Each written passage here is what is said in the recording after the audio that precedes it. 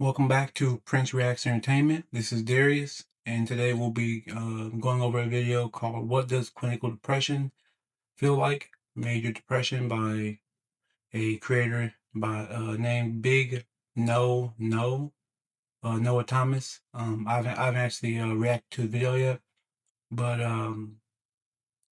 this is something that I care about, and I figured why not react while I'm watching it. And afterwards, I will probably, I've been writing about depression lately and using ChatGPT to kind of condense my thoughts and everything that I will be reading. I've written, just not. I'm not a great writer, so I use ChatGPT to help me, condense it into a more, concise, um, kind of like a storytelling, format. But I appreciate you guys watching. Um, and if you are subscribed, I have not been posting a lot lately. I apologize. I've been working 13-hour days and I'm exhausted, along with still working out. And but yeah, if you have made this far, I appreciate you. I really do. And let's get into the video. It's really hard to explain what severe suicidality feels like, what severe depression feels like, but I'm going to take a crack at it. I want you to imagine that you have lost the ability to feel anything pleasurable, anything. Food will lose its taste. A warm bed will lose its comfort. Conversation will lose its meaning. You won't feel connection to other people. Imagine being in a severe fog, coupled with what I just said, that can only be, let's say, correlated to something like, for someone who's never been there, imagine being like in such a fog that it reminds you of being horribly hungover. Like you just drank half a gallon last night and you just woke up. Imagine that type of fog and discomfort. What most people don't know about people that are severely depressed or severely anxious is physically, you can feel very sick. It's pretty strange. I never understood it until it happened to me. But you can feel in pain. So I want you to imagine the hangover. I want you to imagine the inability to experience anything in terms of feelings. I want you to imagine flu-like symptoms. Not necessarily that you're throwing up or that you have, you know, cough and all the traditional symptoms, fever, but you feel achy and uncomfortable, completely uncomfortable all the time. On top of that, you can't sleep. And if you do fall asleep, you can't stay asleep. And so you're miserable. Um, you're absolutely miserable. All those things together, put them on top of each other. Now you might think to yourself, well, I mean, that sounds bad, but I could hang in there and get through it. Granted, most people can experience a very great level of pain for a certain short amount of time. Imagine yourself the last time you had the flu, for example, horrible flu. I'm sure that a few days in you were feeling pretty miserable. You may have been thinking things like, when is this ever going to stop? Oh, I can't take it. But you know it's going to end, and that is a luxury of those things, like the flu. It's a luxury of a horrible hangover. You know it's going to be over. You just have to hang in there. Well, yeah, that's the difference between having a physical illness versus a mental illness. A mental illness, it doesn't really feel like there's an end to that pain because like it's hard to like distinguish between physical pain and mental pain because mental pain you can see it. I mean, physical pain you can see it. Mental pain you can't see it, so therefore you don't think it's real, and it kind of drives you crazy because like if you can't see it and you don't think it's real, then your mind tricks you into thinking, hey, this is not real, you're going crazy and it'll never end. And unfortunately, that's what, a lot of people go through when they deal with, actual clinical depression versus, just being in a depressed state. Because, being depressed in a depressed being depressed in a depressed state is more of a, like, feeling, but being actual, like, suffering from depression is like an actual state of being. It's like it's all you are. Like like nothing in life makes you happy. Nothing in life brings you joy. You're just going through the motions. It feels like you're walking through like through, through water or like sand. Pretty much every step feels heavy. But let's continue with the video. This guy's amazing. He's making a lot of great points. Well, I want you to imagine that all the things I just said, they're all compounded, and now it's been 2 or 3 weeks. How do you think you'd feel? Oh, 2 or 3 weeks, not that long. Come on, a Nah, more like 2 or 3 years. lifetime's a lifetime, for sure. Now I want you to imagine that it's been 2 or 3 months of that same feeling, unrelenting, unrelenting. And you might think, oh, there is no such thing as a depression that bad. Oh, there is. I promise. I went through it. So now you have persistent and chronic brain fog. You can't feel anything. You don't want to eat. You can't sleep. And your body hurts like you have the flu 24/7. And it's been a few months. Tell me what you'd be thinking. See, what you end up thinking in those situations is, I don't know how much longer I can handle this. I need the pain to stop. It hurts to be awake, people, guys. It hurts to breathe. Everything is uncomfortable. You feel like you're burning inside. Not to mention, you're in a haze. I mean, it's like you're looking through life through glass window. Like just nothing seems clear and focused. And you feel alone because nobody understands. Oh yeah, you definitely feel alone. You feel you feel like an outcast. You feel like a freak. You feel like no one will ever understand what you're going through. But once again, that's your mind tricking you because in reality, there's plenty of people that, sorry, my camera kind of fell a little bit. There's plenty of people that understand what you're going through.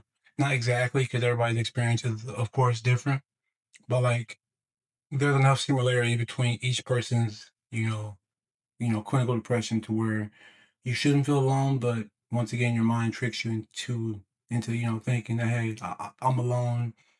No one understands me. This pain will never end. When will it end? Never. But yeah, let's continue with the video. That you're aware of. Obviously, a lot of people do understand, is what, I would later come to find out. And if you can't imagine all of those things compounded into each other, um, Then you're lucky. then I pity your lack of empathy and or imagination. But when someone's severely depressed, all of those things can be that way, and it can last for months and months and months and even years. Think about the last time, like I said, that you were severely hungover or you had the flu. Think about how much you bitched and whined and complained. And also, on another topic, think about how bad people felt for you, especially if you're sick, aside from making yourself sick. Yeah, no one really feels sorry for people that are going through clinical depression. Once again, if they don't see it, they don't think it's real, and therefore they like it's like their mind can't comprehend what you're going through unless they've experienced something similar. So yeah, people can like if you have cancer, people will feel sorry for you. They'll pity you. They'll have compassion. At least they'll have compassion. But if you're going weeks without bathing or, weeks without, taking care of yourself, grooming, etc., you're just going through the motions. You're doing what's enough to sustain your livability. That's when, people will judge you because they don't see the internal fight, the internal battle that you're dealing with.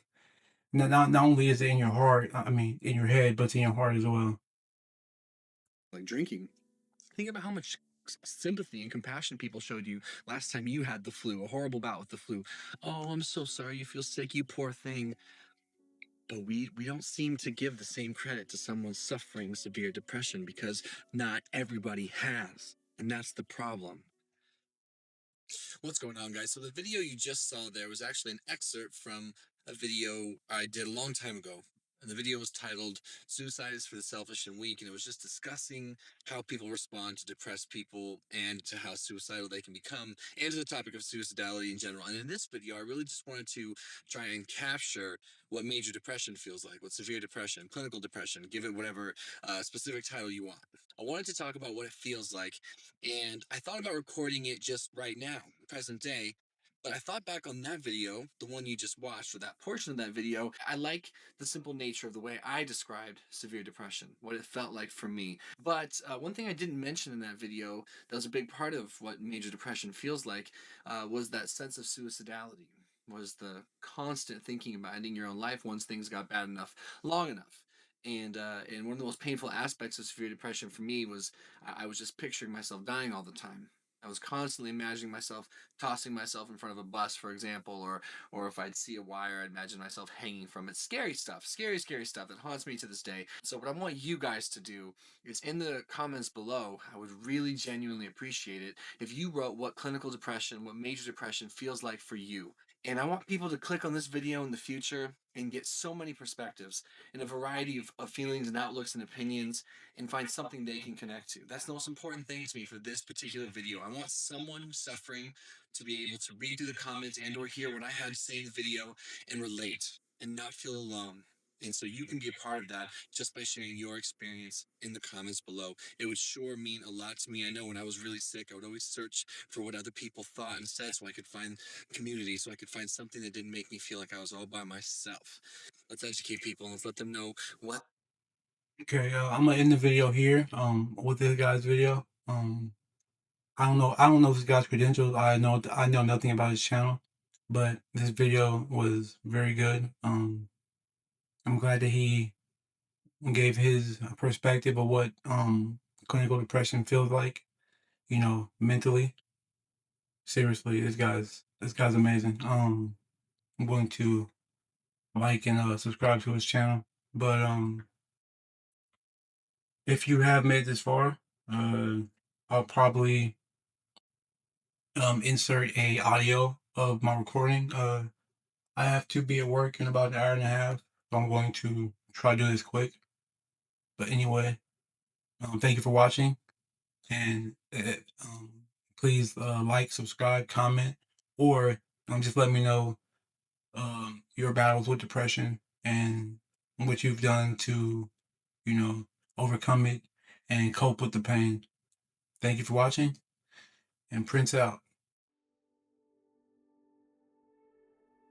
Overcoming depression and self-hatred, a deep analysis. Depression and self-hatred often become intertwined in a destructive cycle. Depression can convince a person that they are worthless, while self-hatred reinforces the hopelessness and despair that fuel depression. Over time, these thoughts stop feeling like opinions and start feeling like facts. Breaking free requires understanding how these patterns develop and learning how to challenge them. Depression is more than sadness. Sadness is a normal emotional response to disappointment, loss, or hardship. Depression is a condition that affects how a person thinks, feels, and experiences the world. It can make even simple tasks feel overwhelming and rob life of meaning, motivation, and enjoyment. One of the most dangerous aspects of depression is that it distorts perception. A depressed mind often interprets neutral events negatively and positive events dismissively. Achievements feel insignificant. Mistakes feel catastrophic. The future appears hopeless. Depression tells people nothing will ever improve. You are a burden. Everyone would be better off without you. You have already failed. These thoughts can feel convincing because depression changes how information is processed. The illness itself creates the lens through which life is viewed. Self-hatred rarely appears overnight. It usually develops over years through repeated experiences, such as childhood criticism, bullying or rejection, abuse or neglect, repeated failures or setbacks, toxic relationships, unrealistic standards of success, constant comparison to others, eventually external criticism becomes internalized. The voice that once came from parents, peers, or society becomes your own inner voice. Instead of saying, I made a mistake, self hatred says, I am a mistake. That distinction is crucial. Healthy people separate their identity from their actions. Self hatred fuses them together. You are your own inner critic. Most people have an inner critic. For someone struggling with self hatred, that critic becomes relentless.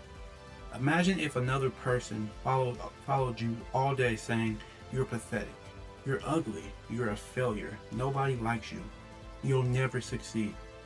Most people would criticize that person as abusive. Yet when the same words come from inside your mind, we often accept them without question. The first step towards healing is recognizing that thoughts are not always truth. They are mental events, not objective facts. Why self-hatred feels comfortable. This sounds strange, I know, but self-hatred can become a familiar friend.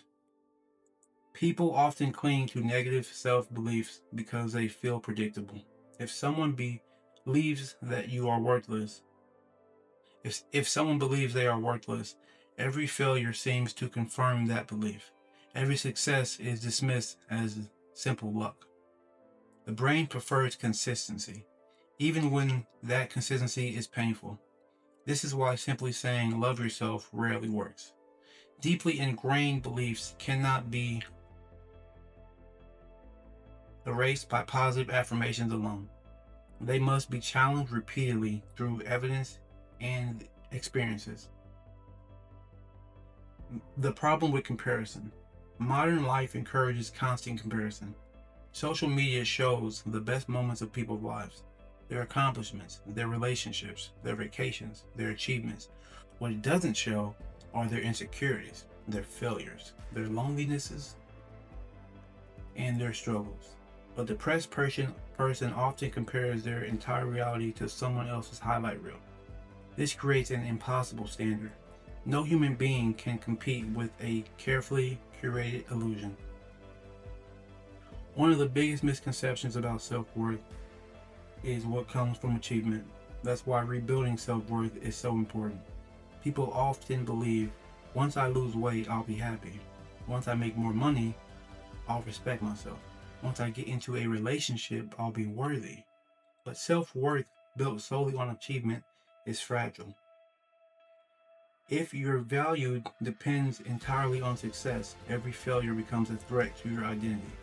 Healthy self-worth comes from recognizing that your value exists independently of your accomplishments. Your worth is not determined by your income, your appearance, your relationship status, your productivity, or your mistakes.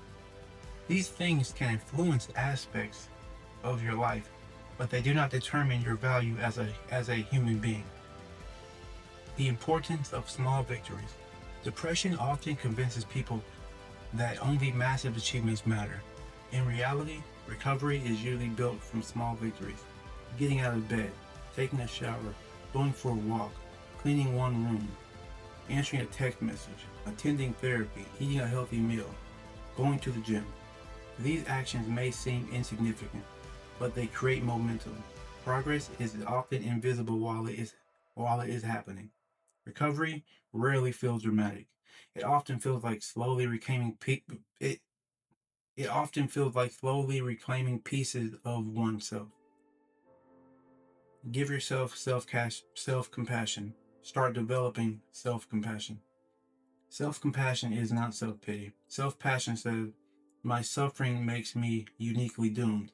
Self-compassion says, I am suffering and I deserve kindness while I work through it. Ask yourself, if a close friend were struggling the way I am, what would I say to them? Most people will respond with understanding, patience, and encouragement. Yet they deny themselves the same compassion. Learning to treat yourself with the same kindness you would offer someone you love is one of the most powerful tools for overcoming self-hatred. The role of having a purpose. Purpose does not eliminate depression, but it can provide direction through it. Purpose can come from family, creativity, faith, service to others, learning, building something meaningful, and helping a community. People often wait to feel motivated before taking action. More often, motivation follows action, meaning it is frequently discovered while moving forward, not while waiting. Accepting your imperfections. Perfectionism often fuels self-hatred. The perfectionist mindset says anything less than perfect is failure. Mistakes are unacceptable. Weakness is shameful, but perfection is unattainable. Every human being makes mistakes, experiences setbacks, feels insecurity, and has flaws. Accepting imperfection does not mean lowering standards. It means recognizing that mistakes are a part of growth, not evidence or worthlessness. Recovery is not linear. One of the most frustrating aspects of healing is that progression is rarely a straight line. There will be good days, bad days, setbacks, and periods of doubt. A bad day does not erase months of progress. A setback is not proof that recovery has failed. Growth often looks messy while it is happening. The goal is not perfection. The goal is persistence. Hope and the future. Many people who have overcome severe depression describe a common experience. They genuinely believe things would never improve. At the time, their hopelessness would feel rational. Looking back, they often realize that depression has convinced them that the future was already written. It wasn't. The future is shaped by countless choices, experiences, relationships, and opportunities that have not happened yet. No one can accurately predict what their life will look like years from now.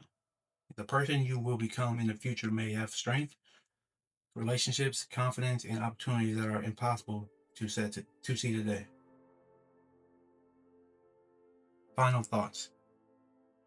Overcoming depression and self-hatred is not about becoming a different person. It is about learning to see yourself more clearly. Depression tells you that you are broken beyond repair.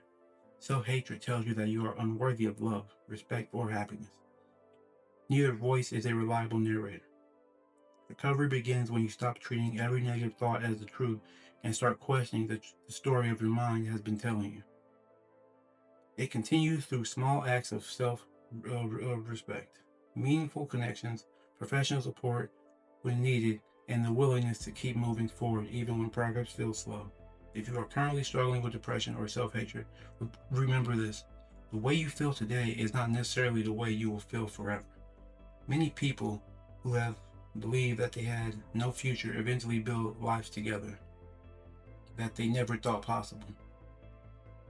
The fact that you are still here and still searching for understanding and still looking for a way forward suggests that part of you has not given up yet, and that part deserves to be listened to. If this has helped you, please let me know. Even if just one person has watched or listened through this completely through and it has helped you, I appreciate it. It means that it was worth it. Thank you, and I look forward to speaking to you guys again.